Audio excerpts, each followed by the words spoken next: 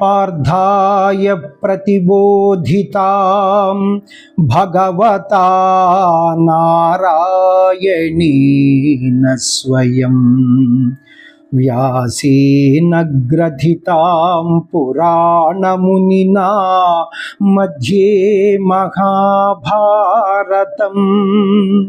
अद्वैतामृतवर्षिणीं भगवतीम् अष्टादशाध्यायिनीम्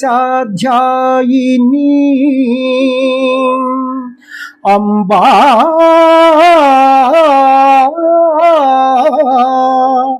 त्वामनुसन्दधामि भगवद्गीते भवद्वेषिणी भगवद्गीते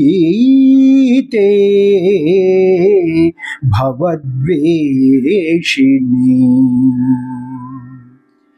భగవద్గీత మహాభారతము యొక్క సమగ్ర సారాంశము. భక్తుడైన అర్జునునకు వనర్చిన ఉపదేశమే గీతా సారాంశము. భారత యుద్ధము జరుగరాదని సర్వవిధములా భగవానుడు ప్రయత్నించెను. కానీ ఆ మహానుభావుని ప్రయత్నములు వ్యర్థములాయెను. అటు పిమ్మట శ్రీకృష్ణుడు పార్థునకు సారథి అయి నిలిచెను. యుద్ధరంగమున అర్జునుని కోరిక మేరకు రథమును నిలిపెను.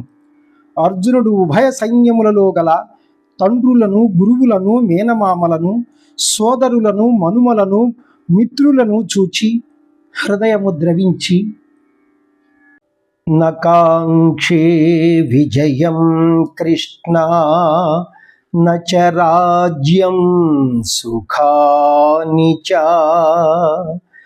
కిం నో రాజ్యేన గోవింద కిం భోగైర్జీవితేన వా కిం భోగైర్జీవితేన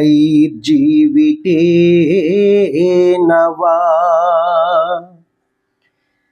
స్వజనమును చంపుటకు ఇష్టపడక నాకు విజయము వలదు, రాజ్య సుఖము వలదు అని ధనుర్బాణములను క్రింద వైచి దుఃఖితుడైన అర్జునుని చూచి శ్రీకృష్ణ పరమాత్మ అశోచ్యానవ్యశోచస్త్వం ప్రజ్ఞావాదాంశ్చ భాషసే గతాసు నగతాసూంశ్చ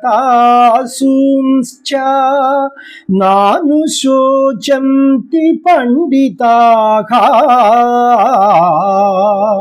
నానుశోచంతి పండితాః. దుఃఖింపతగని వానిని గూర్చి దుఃఖించుట అనుచితము. ఆత్మానాత్మ వివేకులు అనిత్యములైన శరీరములను గూర్చి గాని, నిత్యములు శాశ్వతములు అయిన ఆత్మలను గూర్చి గాని దుఃఖింపరు.